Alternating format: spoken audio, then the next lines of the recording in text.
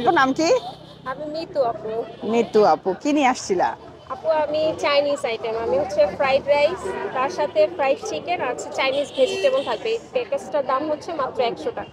আমি মনে হয় কালকে দেখছিলাম না?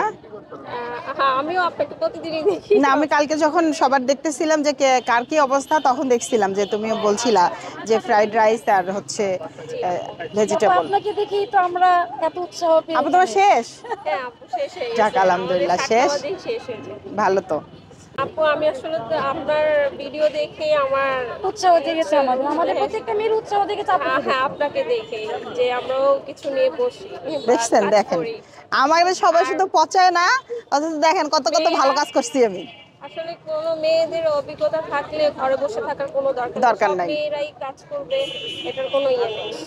কারণ আমরা মেয়েরা সবাই কিছু না কিছু হ্যাঁ পারি। পারি, পারি, হ্যাঁ আমাদের প্রতিভা আছে, তো আমরা প্রতিভাকে আমরা কাজে লাগাই। কাজে লাগাই। মেয়েরা ঘরে বসে না থেকে মানে অনেক হাজবেন্ড আছে কাজ করতে দেয় না, কিন্তু এটা ঠিক না, মেয়েদেরও কাজ করা উচিত। আমার হাজবেন্ডও নিজের কিন্তু করতে দেয়, পরিচয়। আমার হাজবেন্ডও কিন্তু কাজ করতে দেয় না, হ্যাঁ, আচ্ছা আচ্ছা বা দিত না এত বছর, কিন্তু এবার আমি নিজে ইচ্ছা করে বের হয়ে গেছি আচ্ছা আচ্ছা। যে না, আমি বের হবই, দেখি না কি বলে মানুষ, তাকে না বলেই বের হয়ে গেছি।